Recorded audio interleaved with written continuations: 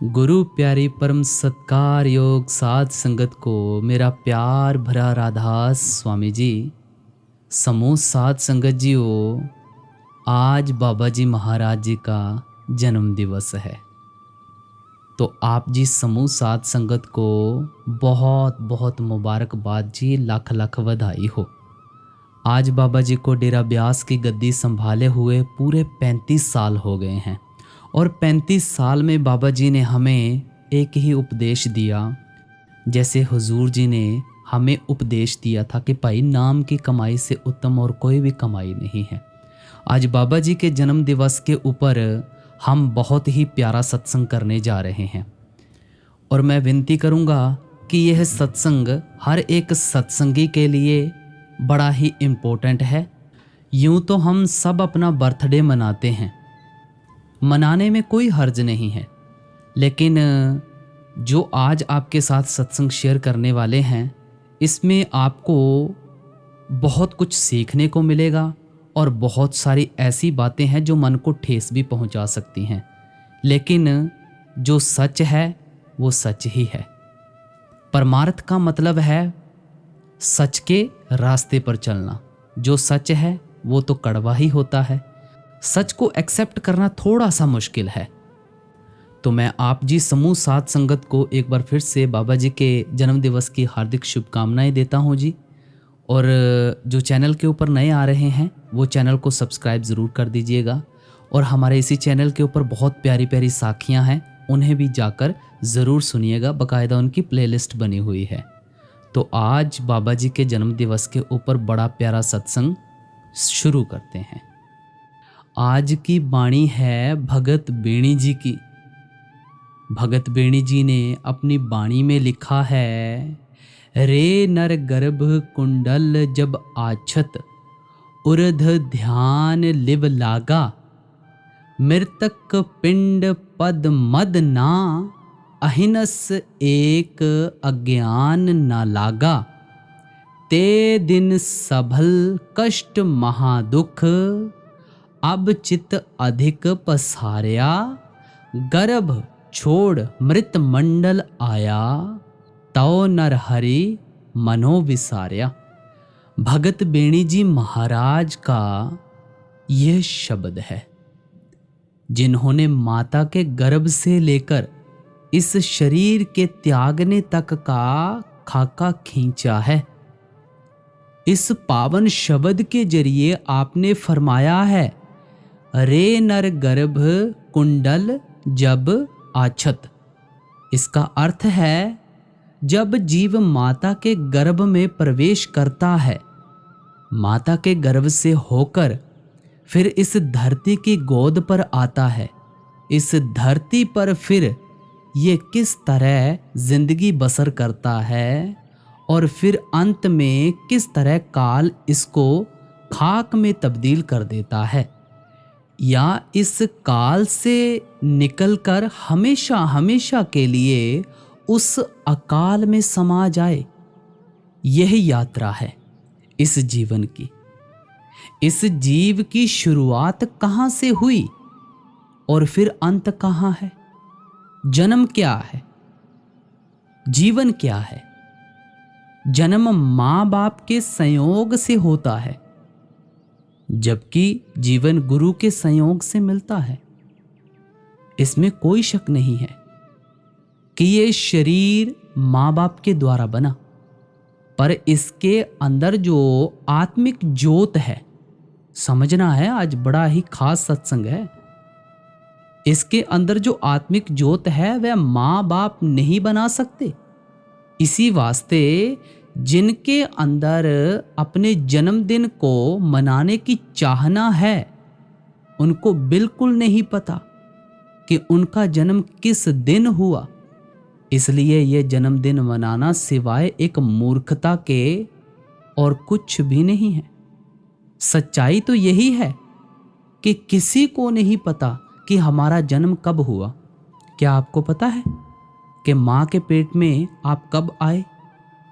आज तक किसी मेडिकल साइंस को भी पता नहीं लगा, और तो और उस माँ को भी पता नहीं लगता जिसके गर्भ के अंदर बच्चा पल रहा होता है कि उसके बच्चे का जन्म किस दिन हुआ, किस दिन परमेश्वर की जीवात्मा ने उस देह के अंदर प्रवेश किया, किसी को नहीं पता इसके बारे में। हाँ, जिस दिन ये माता के गर्भ से होकर इस धरती की गोद पर आया, उस दिन का हमें पता है। असल में हम सब इसके धरती पर आने वाले दिन को ही जन्मदिन मना रहे हैं। वह जन्मदिन नहीं है भाई। गुरु अमरदास जी के बोल हैं, ए शरीर मेरा हरि तुम में जोत राखी, ता तू जग में आया।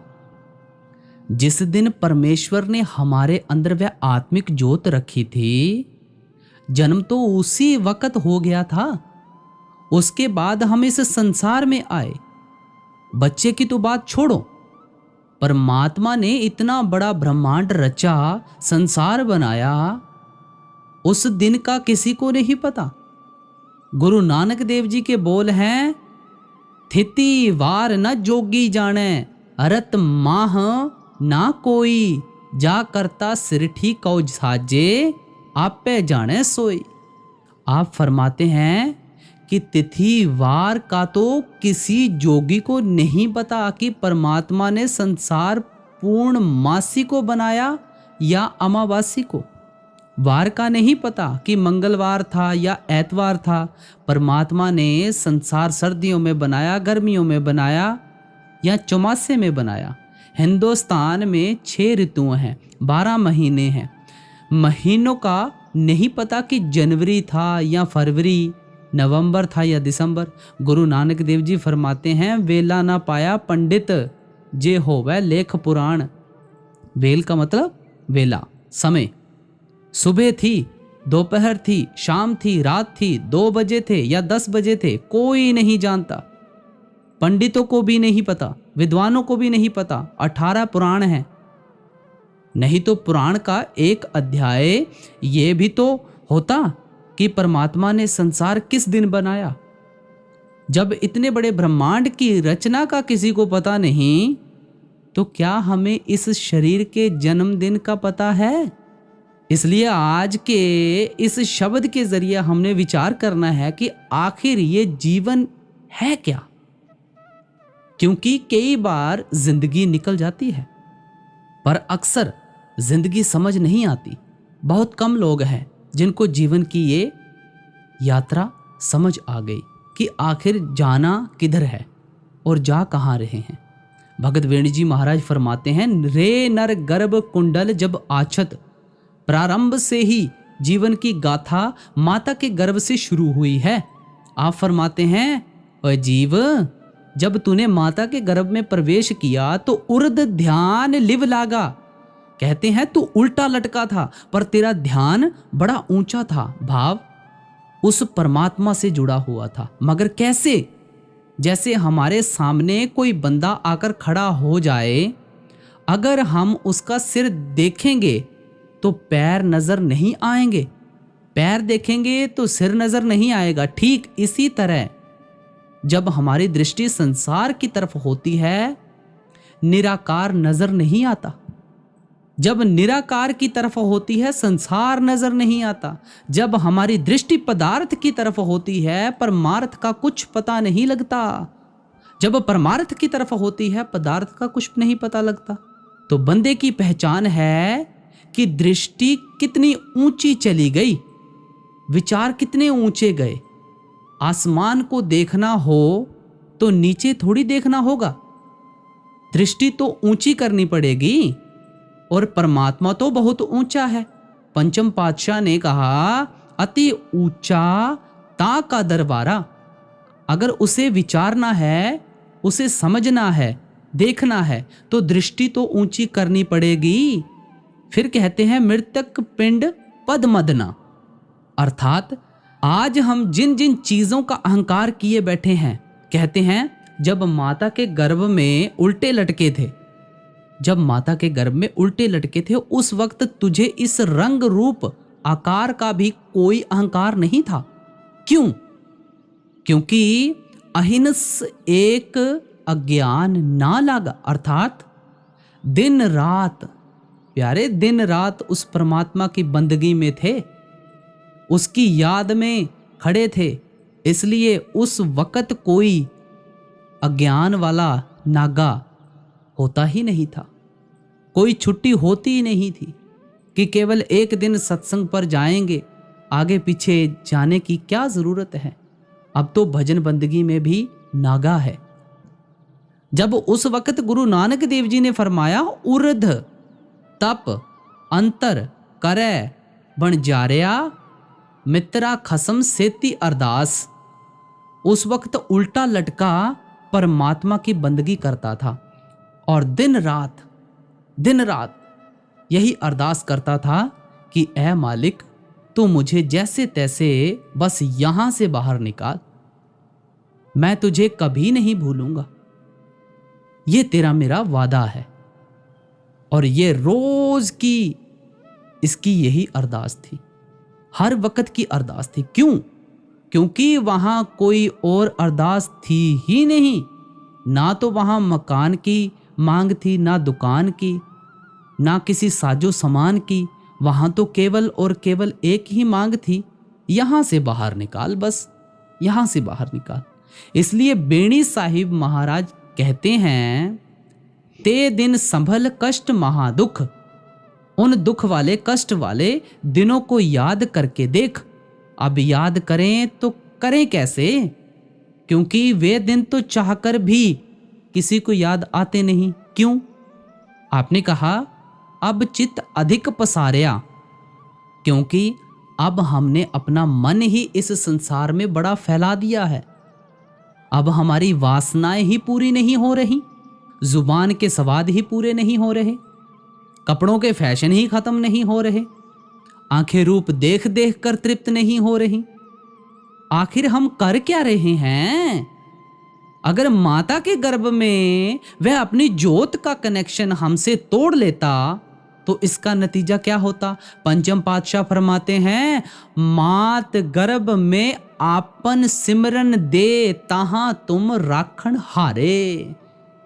कहते हैं अगर माता के गर्भ में हमारा सिमरन उससे टूट जाता तो हम गर्भ के अंदर ही सड़ जाते, ये दुनिया ही नहीं देख पाते। फिर हमारे जन्मदिन पर आकर किसी ने बधाई नहीं देनी थी, जो भी आता है अफसोस के लिए आता। ठीक इसी तरह जन्म लेने के बाद जिसका उस मालिक से नाता टूट जाता है उसका जीवन सड़ जाता है। और इस वक्त संसार के अंदर यही हो रहा है या नहीं हो रहा है? अपने दिल पर हाथ रख कर देखिए। आपने भी यही कहा, गर्भ छोड़ मृतक मंडल आया, तो नर हरि मनो विसार्या। माता के गर्भ से जैसे ही ये बाहर निकला भूल गया, संसार के मृत्यु मंडल में आ गया। ये जगत मौत का तमाशा है और क्या है। यहां लोग आ रहे हैं जा रहे हैं, आ रहे हैं जा रहे हैं, हमसे पहले ना जाने कितने आए कितने चले गए। यहां सब कुछ चलायमान है भाई, कूड़ है झूठ है। जब सब कुछ कूड़ है झूठ है फिर सच क्या है? सच वह हरि है। हरि का मतलब यही निकलता है जो हर समय हर वक्त हर एक के अंदर हर एक के दुखों को हरने वाला है। वह हरि अपना है जिसे हमने विसार दिया। क्यों? बाबा कबीर ने कहा सब कुछ अपना एक राम पर है। अब शरीर अपना है, परिवार अपना है, कारोबार अपना है, एक राम ही अपना नहीं। क्यों? गुरु नानक देव जी फरमाते हैं, सत कंचन सियु हेत बढ़ाया। क्योंकि अब सोने चांदी से प्यार हो गया ना, जड़ और चेतन माया से हमारा प्यार हो गया ना, इसलिए उसे भुला दिया। क्योंकि अब उसकी क्या जरूरत है? अब संसार याद है, विकार याद है, फिल्म स्टार याद है। और अगर आगे भी हमारी जिंदगी इसी तरह चलती रही तो इसका नतीजा क्या होगा, उसके बारे में आगे बड़े खोल के फरमा रहे हैं। अगली पंक्तियों में फरमाते हैं, फिर पछतावेगा मूढ़या तू कवन कुमति भ्रम लागा, चेत राम नाही ते जमपुर जाएगा, जन विचरे अनुराधा। आप फरमाते हैं, इंसान का चोला मिलने के बावजूद अगर तूने उस मालिक को याद नहीं रखा, उसे भुला दिया, तो तू पछताएगा प्यारे, सिर में हाथ दे दे के पछताएगा। जैसे कोई जुआरी हार कर पछताता है ना। बाबा कबीर के बोल हैं, चले जुआरी दो हाथ झाड़। आप फरमाते हैं, जुआरी तो आज का हारा शायद कल जीत ही जाएगा, कल का हारा शायद परसों जीत जाएगा, पर तू जिंदगी की बाजी अगर एक बार हार गया तो मुड़कर कभी नहीं जीत पाएगा, क्योंकि ये श्वास मुड़कर वापस नहीं आते। पंचम पातशाह के बोल हैं, तरवर से विछुड़ा पात नहीं जुड़ता। पेड़ से पत्ता टूट जाए तो हवा के बस में हो जाता है, फिर उसका अपना कोई बस नहीं चलता। अब हवा उसे सड़क पर फेंकेगी, पानी में फेंकेगी, कहीं गंदगी के ढेर पर जाकर पड़ेगा या जलती आग में सड़ेगा, कुछ पता नहीं। इसी तरह हमारी जीवात्मा जैसे ही इस संसार से निकल गई, इसका भी कोई बस नहीं चलेगा। जैसे जैसे कर्म किए होंगे, यमदूत उसी के मुताबिक इसे अगली योनि में छोड़ आएंगे। और उस वक्त आप फरमाते हैं, तू पछताएगा और मांगेगा, हे परमेश्वर 2-4 दिन और दे दे, और दे दे, मैं तुझे याद करूंगा। और उस वक्त ये दिन दोबारा नहीं मिलेंगे। सारी जिंदगी की कमाई हुई दौलत देकर भी एक श्वास मांगेंगे ना, तो वह भी नहीं मिलेगा। ऐसे ही नहीं, गुरु अमरदास जी ने फरमाया है, दम दम सदा संभालता, दम ना व्यर्था जाए। उसने गर्भ के अंदर भी हमारी श्वास संभाल की अब भी कर रहा है, और हम एक श्वास उसके लिए खर्च करने को तैयार नहीं। आधा फर्ज परमेश्वर का है और आधा हमारा। वह अपना फर्ज निभा रहा है, पर हम अपना फर्ज नहीं निभा रहे। वह सबके साथ है, लेकिन उसके साथ कोई कोई विरला ही है। क्यों? क्योंकि अब हमें भ्रम हो गया ना, इस संसार में आकर भ्रम हो गया कि यह संसार ही सत्य है। इसलिए तो दिन रात इसे हासिल करने के लिए हम यत्न कर रहे हैं। आप फरमाते हैं, तू कवन कुमति भ्रम लागा। भ्रम क्या है? जो हो ना पर प्रतीत हो कि है, उसे भ्रम कहते हैं। जैसे संसार में सुख और दर्पण में मुख होता ही नहीं, पर दिखता तो है। ठीक इसी तरह जितना बड़ा भ्रम होता है उतना बड़ा धोखा है, और जितना बड़ा धोखा होता है उतना बड़ा पछतावा होता है। आप फरमाते हैं, अगर तू इस बार बार हो रहे जन्म मरण के पछतावे से बाहर निकलना चाहता है तो चेत राम अर्थात परमात्मा को चेत, याद कर, उसका सिमरण कर। परमात्मा सब जगह है, केवल 2 जगह नहीं। एक जीव की समझ में नहीं, दूसरा जीव के चित्त में नहीं। कई बार गाड़ी की चाबी जेब में होती है लेकिन याद में नहीं, इसलिए सब जगह ढूंढते फिरते हैं। इसी तरह परमात्मा भी सब जगह है लेकिन हमारी याद में नहीं है। और अगर अब भी हम उसे अपनी याद में नहीं बिठाते तो इसका नतीजा क्या है? आप फरमाते हैं, ना ही जमपुर जाएगा। याद रखें, यमों की मार सहनी पड़ेगी, 84 लाख योनियों में भटकेंगे और फिर से दुख भोगेंगे। क्यों? आपने कहा जन विचरे अनुराधा।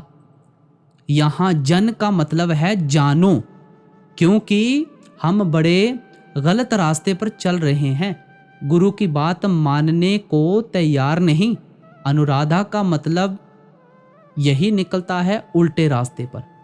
बंदा मित्र के कहने पर शराब तो पी लेता है, यार दोस्तों के कहने पर पार्टियां कर लेता है, दुनिया जहान की सैर पर निकल जाता है, पर गुरु के कहने पर सिमरन नहीं करता। फिर जीवन के अंदर गिरावट आनी तो लाजमी है। जब सिमरन ही नहीं करता तो जैसे जिस धरती पर अगर कुछ नहीं बोया जाता वहां भी अपने आप झाड़ियां और कांटे तो उग ही आते हैं। ठीक इसी तरह जिस हृदय में मालिक के नाम का सिमरन नहीं, वहां अवगुण तो पैदा होंगे ही। और इस बात का और अगली पंक्तियों में हमें विचार करवाने की कोशिश कर रहे हैं। बाल विनोद चिद्रस लागा खिन खिन मोहे व्यापै, रस मिस मेद अमृत बिख चाखी, तो पंच प्रगट संतापै, जप तप संयम छोड़ सुकृति मत, राम नाम न आराध्या, उछल्या काम काल मत लागी, तव आन सकल गल बाध्या। बाल विनोद चिद रस लागा खिन खिन मोहे व्यापे। पहली स्टेज पर बच्चे का मोह ही बढ़ता है। जो उसको ज्यादा उठाता है उसी के साथ उसका मोह हो जाता है। पहचानता है कि ये माँ है, ये बाप है, ये भाई है, ये बहन है। फिर धीरे धीरे काम क्रोध लोभ मोह अहंकार भी बढ़ते हैं, जिसके बारे में आपने कहा रस मिस मेद अमृत बिख चाखी, तो पंच प्रगट संताप है। अब जैसे जैसे ये बड़ा होने लगता है वैसे वैसे ये विषय विकारों के रस भी इकट्ठे करने लगता है। क्यों? क्योंकि ये पांचों विकार अब इसके अंदर जागते हैं, और जैसे जैसे ये इन विकारों से जुड़ेगा वैसे वैसे ये परमात्मा से दूर होता जाएगा। गुरु अमरदास जी के बोल हैं, लिब छुटकी लगी तृष्णा, माया अमर वर्ताया, माया जित हरि विसरै, मोह उपजै पाऊ दूजा लाया। क्योंकि जैसे ही उस मालिक से इसकी लिव टूटी, ये इस मायावी संसार के दायरे में आ गया। इसलिए तो दूसरे चक्करों में उलझ गया, क्योंकि अब इसे भला बुरा समझ नहीं आता।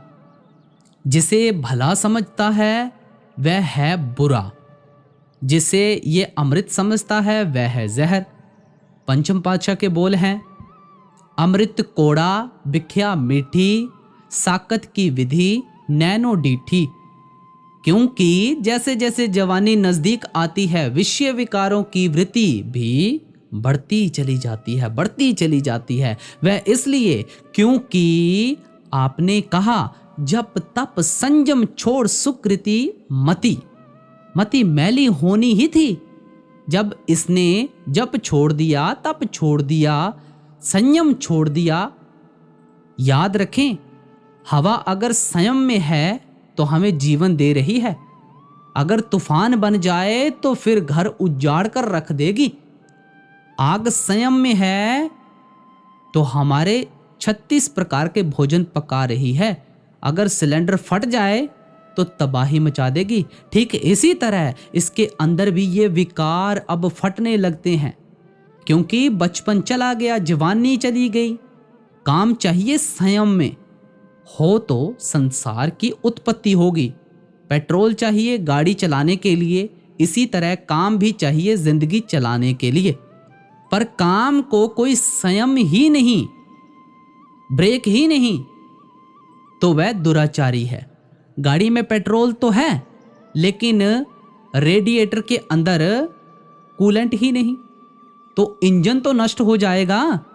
गाड़ी ज्यादा से ज्यादा 2-4 किलोमीटर ही चल पाएगी। इसी तरह जवानी नष्ट हो जाएगी, और हो रही है, क्योंकि इंद्रियों पर कोई संयम नहीं रहा। आंखों को जो नहीं देखना चाहिए वे देख रही हैं, रोजाना देख रही हैं। कानों को जो नहीं सुनना चाहिए वे बार बार सुन रहे हैं। जबान को जो नहीं बोलना चाहिए वो बोल रही है और खा भी रही हैं। हाथों को जो काम नहीं करना चाहिए वे कर रहे हैं।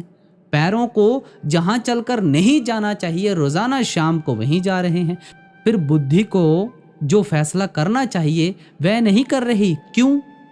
गुरु नानक देव जी ने संसार के हालात को देखते हुए फरमाया, सरम तरम दोई छपी, खलोए कूड़ फिरै प्रधान वे लालो। कहते हैं इस युग के अंदर ऐसा लगता है कि शर्म और धर्म हमेशा के लिए कहीं छुप गए हैं, कहीं नजर नहीं आते। हर जगह कूड़ ही कूड़ का पसारा है। इस बात को कहने का भाव सिर्फ इतना है कि जिस तन पर शर्म का लिबास नहीं, वह मन ज्यादा समय तक धार्मिक नहीं रह सकता। जिन आंखों में शर्म नहीं, उस हृदय में कभी भी धर्म टिक नहीं सकता, क्योंकि धर्म का बूटा जप से शुरू होता है और जप एक बीज है जो सिमरन से उपजता है, सेवा से पलता है, परोपकार से फलता है, अहंकार से जलता है, क्रोध से सूखता है और अभिमान से सड़ जाता है।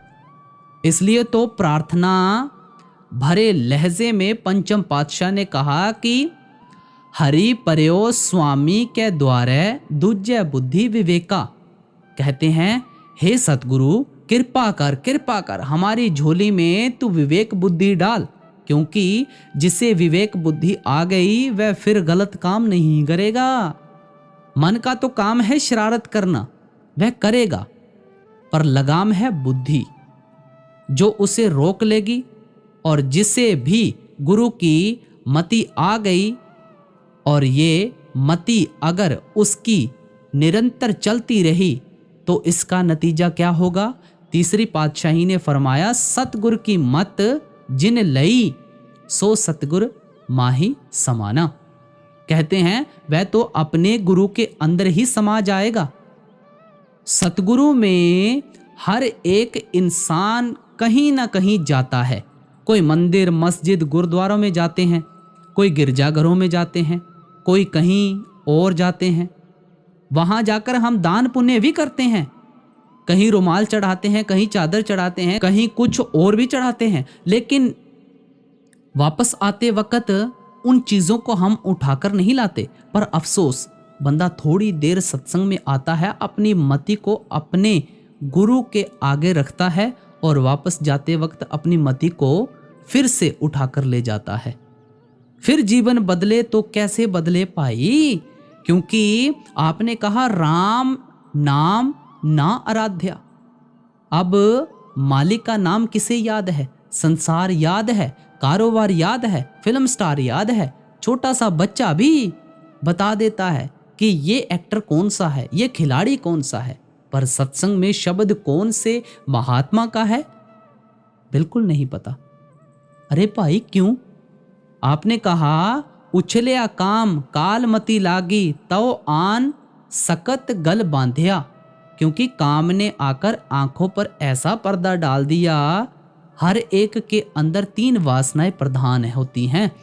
पहली काम वासना, दूसरी लोभ वासना और तीसरी अहंकार वासना। और जो अहंकार की पूर्ति कर दे उससे मोह हो जाता है, जो रुकावट खड़ी कर दे उससे क्रोध हो जाता है। और जब काम रस ज्यादा उत्तेजित हो गया तो घर वालों ने क्या किया? कहते हैं तो आन सकत गल बांधिया, घर वालों ने इसकी शादी कर दी। सकत का मतलब है स्त्री होता है।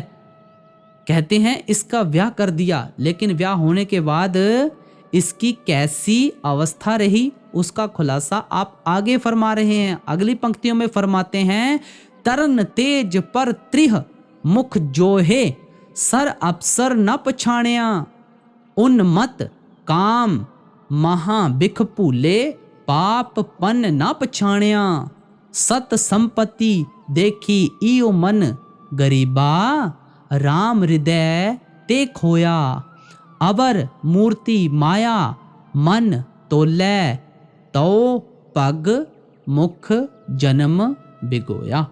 तरन तेज पर त्रिह मुख जोहे सर अफसर ना पछाणिया। जवानी के काम के नशे में कईयों को अपने घर पर ही संतोष नहीं होता, जबकि 10वें पातशाह हिदायत दिया करते थे कि अपनी स्त्री संग स्नेह बढ़ाओ पर स्त्री स्वप्न ना लाओ, क्योंकि धर्म तो यही कहता है कि कर्मों अनुसार हम जिसके साथ भी ब्याहे गए उसके अलावा किसी और के बारे में सोचना भी कितना बड़ा पाप है। हम जानते ही नहीं, वह इसलिए क्योंकि आपने कहा उन्मत्त कामी महाबिखी भूले पाप पुण्य ना पछाणिया। क्योंकि काम का ऐसा नशा चढ़ गया कि अब इसे पाप पुण्य आचार विचार कोई खबर ही नहीं रही। ब्याह हुआ, बच्चे भी हो गए और थोड़े बहुत पैसे भी कमा लिए, फिर नतीजा क्या हुआ? आपने कहा सुत संपत्ति देखिए मन गरीबिया राम हृदय ते खोया। सुत माने बच्चे, संपत्ति माने धन। माया के दो ही रूप हैं, जड़ माया और चेतन माया। जब बंदे के 4 दिन अच्छे आते हैं उस वक़्त इस बात का अंदाजा नहीं होता कि फिर कभी जवानी में गिरावट भी आएगी। जब पतंग आसमान की बुलंदियों पर होती है, कहाँ खबर होती है कि अगर कटी तो बहुत ज्यादा डोर का नुकसान तो उसी वक़्त होता है। इस तरह जो लोग कामयाब हैं वे मगरूर हैं अपनी अकल पर, वे अपने अहंकार में होते हैं। उनको लगता है कि अब गुरु की क्या जरूरत है, सत्संग जाने की क्या जरूरत है। बच्चे जवान हो गए, घर में 4 पैसे आ गए, सुख सुविधाओं के साधन बन गए। ये नहीं पता कि सुख पहले भोग बनता है और भोग के बाद रोग बनता है। अगर परमात्मा ही भुला दिया तो ये सुख भोग को जन्म देगा और ये पक्का भोगी बनेगा। क्योंकि जब परमात्मा को ही हृदय से निकाल दिया तो ऐसे बंदे की अवस्था क्या हो जाती है। पंचम पातशाह ने कहा है संपत्ति डोल चोल संग चूलत माया मगन परम गुबारा। जब बंदा माया की पींग पर बैठकर झूले लेता है, पींग का एक नियम है, आजकल तीज का त्योहार आसपास ही है, शायद गांव के अंदर झूले लगाए जाते हैं पेड़ों पर। कभी झूले को गौर से देखना, जब बंदा बैठकर झूले लेता है तो जितनी फोर्स वह आगे की तरफ लगाता है, पीछे लाने के लिए फोर्स नहीं लगानी होती, पींग पीछे अपने आप ही आती है। इसी तरह जो लोग माया की पींग पर बैठकर झूले लेते हैं, अपनी कर्म इंद्रियों, ज्ञान इंद्रियों, मन और सुरत को जितना जोर से माया की तरफ लगाते हैं, उतना ही वे परमात्मा से दूर हो जाते हैं। क्योंकि माया के अंधेरे ने इसे उल्लू बना दिया। आसमान पर सूरज चढ़ा है, उल्लू को नजर नहीं आया। इसी तरह हमारे अंदर भी सूरज परमात्मा अंदर है पर नहीं दिखता। चंद्रमा का भी चंद्रमा, ब्रह्मांड का रचनहार अंदर बैठा है, लेकिन बीच में माया ने ऐसा अंधेरा बना दिया है कि नहीं दिखता। ऐसी हालत हो चुकी है। और इतना ही नहीं, आपने कहा अवर मूरत माया मन तोले तो भगमुख जन्म बिगोया। कईयों की निगाह हर वक्त पराये तन पर या पराये धन पर टिकी रहती है। हमेशा यही सोचते हैं कि फलाना मरेगा तो कितनी जायदाद मेरी हो जाएगी। क्योंकि हर वक्त अपने मन को माया के तराजू पर तोलते हैं कि मुझे क्या मिलेगा। और कई बार तो अपने ही बच्चे इंतजार करते हैं कि माँ बाप कब मरेंगे और कब जायदाद हमारी होगी। इस संसार के लोभ में, विषय विकारों के रसों में अक्सर लोग अपनी जिंदगी बिताकर चले जाते हैं। और जब बुढ़ापा सामने आता है तो क्या हालत हो जाती है, उसके बारे में और आगे खोलकर पंक्तियों में बताते हैं। पुंडर केस कुसुम ते तोले संपत पाताली की बाणी लोचन सहस्त्र मही बुद्धि बल नासी ता काम पावसी मदानी ताते बिख पई मति पावसी काया कमल कुमलाना अवगति बाणी छोड़ी मृत्य मंडल तव पाछे पछुताना। आप फरमाते हैं पुंडर केस कुसुम ते तौले सपत पाताल की बाणी। मानव जीवन के 4 ही पड़ाव हैं। पहला गर्भकाल, दूसरा बचपन, तीसरा जवानी, चौथा बुढ़ापा। आप फरमाते हैं अब ये जीव थक गया, शरीर में जान नहीं रही, फेफड़ों में इतनी ताकत नहीं रही कि हवा भर सके और कुछ बोल सके। बोलता है तो ऐसे लगता है जैसे 7वें पाताल में से कोई आवाज आ रही हो, सपत पाताल की बाणी।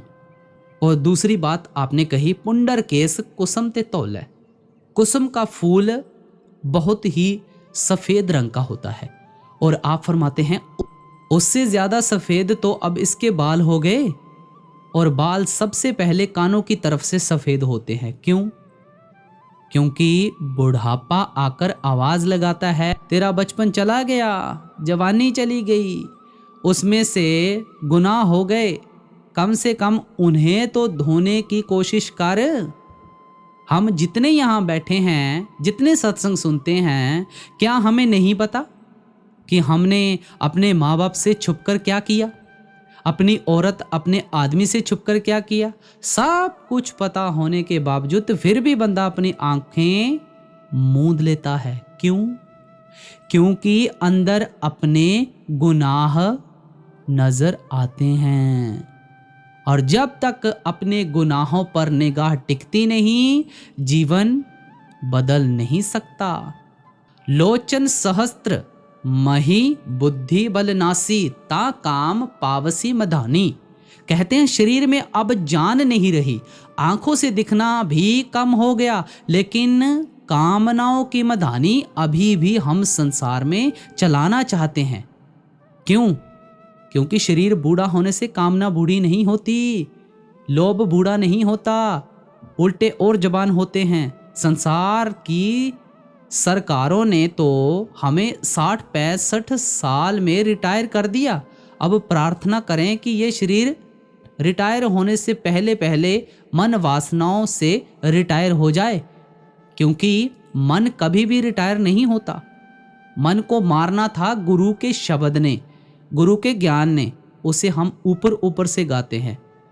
जो काम मन लगाकर करेंगे, अंदर संस्कार भी तो वैसे ही बनेंगे। अब हम विचार करें, जितना मन लगाकर हम सिनेमा देखने जाते हैं या दुनिया के कामकाज को अंजाम देते हैं, क्या उतना मन लगाकर हम भजन बंदगी करते हैं? क्यों? क्यों कामनाओं की मदानी अभी भी हमारी संसार में चल रही है? आपने कहा अवगति बाणी छोड़ी मृत मंडल, तो पाछे पछताना। जो परमात्मा व्यक्ति नहीं, शक्ति है, एक क्रिएटिव पावर है, अंदर हो रही है उसकी वाणी, हमें सुननी थी, उसी के मुताबिक हमें अपने कर्म करने थे, लेकिन अंदर हो रही उसकी वाणी को हमने कभी सुना नहीं। क्यों? पंचम पातशाह ने कहा नाम सुनत जन विछु डसाना। भजन बंदगी की बात तो ऐसे लगती है जैसे कोई बिच्छू लड़ गया हो। अखबार 3-3 घंटे बैठकर पढ़ेंगे, सिनेमा 3-3 घंटे देखेंगे। क्यों? क्योंकि अंदर कई जन्मों का संसार का रस है। जिस पत्थर की ढलान जिधर की बनी हो, पानी जब मर्जी उसके ऊपर बिखेरो, वह उसी तरफ जाएगा। मन की भी कई जन्मों की ढलान विषय विकारों की तरफ जाने की है, आज की नहीं। और अगर आगे भी हमारा जीवन इसी तरह विषय विकारों में बीतता रहा तो नतीजा क्या होगा? आपने कहा तो पाछे पछताना, क्योंकि मृत्यु शया पर, क्योंकि सिवाय पछतावे के और कुछ रहता नहीं हमारे पल्ले। सारी जिंदगी के किए हुए कर्म सामने आकर खड़े हो जाते हैं और वे फिर भारी लगते हैं। हमें अगली पंक्तियों में समझाते हैं, निकट देह देख तन उपजै मान करत नहीं बूझै, लालच करै जीवन पद कारण लोचन कछु न सूझै, थाका तेज उड़िया मन पंखी कर अग्नि ना सुखाई, बेणी कहै सुनो रे भगत मरण मुक्ति किन पाई। धोते पोते इसके आसपास घूमते फिरते हैं, लेकिन इसकी बात सुनते नहीं। ये अंदर से कल्पता है कि जिनके लिए अपना ज़मीर बेचा, अपना ईमान बेचा, वे आज ऐसा करते हैं, लेकिन उनके मोह में फंसा है। ये चाहता है वे मेरे साथ बैठे हैं, बात करें, हाल चाल पूछें, वे पूछने को तैयार नहीं। वे तो कहते हैं बाबा परे हट, फिर भी उनके मुंह में फंसा है, अहंकार करता है, मेरे दोते, मेरे पोते, मेरा मेरा, मेरा ये, मेरा वे। लालच करे जीवन पद कारण, लोचन कछु ना सूझे।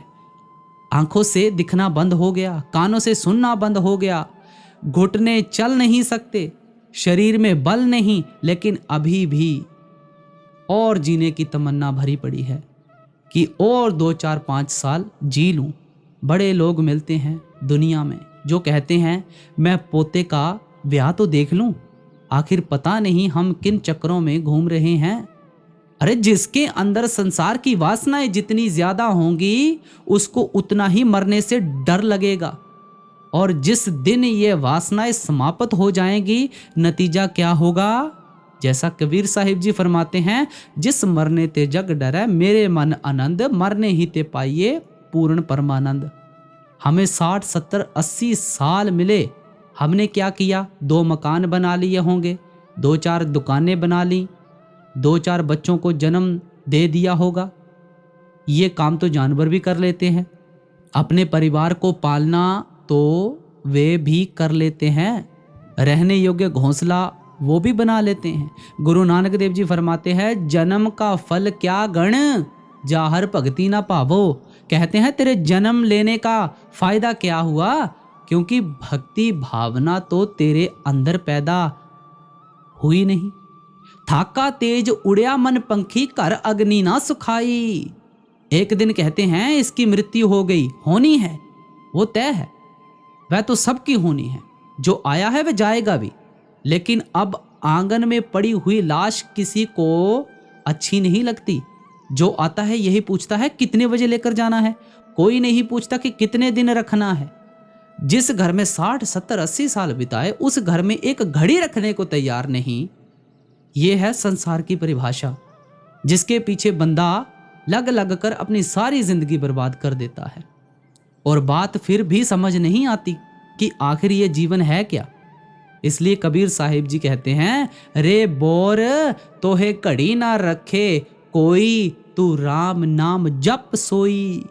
इसलिए हम किसी भ्रम में ना रह जाएं। इसलिए बेणी जी महाराज ने अंत में क्या कहा? बेणी कहे सुनो रे भगत, मरण मुक्ति के न पाई। मरकर कभी मुक्ति नहीं होती। मुक्ति जो करेगा गुरु करेगा और जीते जी करेगा। ये हो ही नहीं सकता कि अंत समय किसी के राम नाम सत्य है कह देने से हमारी मुक्ति हो जाएगी, या हमारी हड्डियों को पानी में बहा देने से कहीं मुक्ति हो जाएगी। बिल्कुल नहीं होगी, क्योंकि मुक्ति का संबंध इस तन से नहीं, इस स्थूल तन का संस्कार प्रत्यक्ष अग्नि में होता है। सूक्ष्म शरीर का संस्कार ब्रह्मा अग्नि में होता है, और वह जीते जी खुद को करना पड़ता है, तब जाकर जीव मुक्त होता है। अंत की कड़ियों में फरमाते हैं, थाका तेज उड़या मन पंखी, कर अग्नि ना सुखाई। बेणी कहे सुनो रे भगत, मरण मुक्ति किन पाई। तो देखो, माँ के पेट से लेकर जीवन में आने तक का पूरा सफर इस सत्संग में बता दिया। अगर हमें फिर भी नहीं समझ आया तो हम सबसे बड़े मूर्ख हैं। हमसे बड़ा मूर्ख और कोई भी नहीं है। तो आज के सत्संग को हम यहाँ पर विराम दे रहे हैं। बाबा जी महाराज जी के जन्म दिवस की आपको बहुत बहुत हार्दिक शुभकामनाएं, और ठान लें कि जन्मदिन मनाना ही नहीं, उसकी फिलॉसफी को भी समझना है। जो बाबा जी महाराज जी से प्यार करते हैं, आज मन में ठान लो कि आज बाबा जी के हुक्म को मानकर हम थोड़ा टाइम बढ़ाने की कोशिश करेंगे। बहुत कुछ कर लिया, बस अब और नहीं। तो आओ गुरुमुखो, भजन सिमरन करें, नाम की कमाई करें, क्योंकि नानक के घर केवल नाम। राधा स्वामी जी।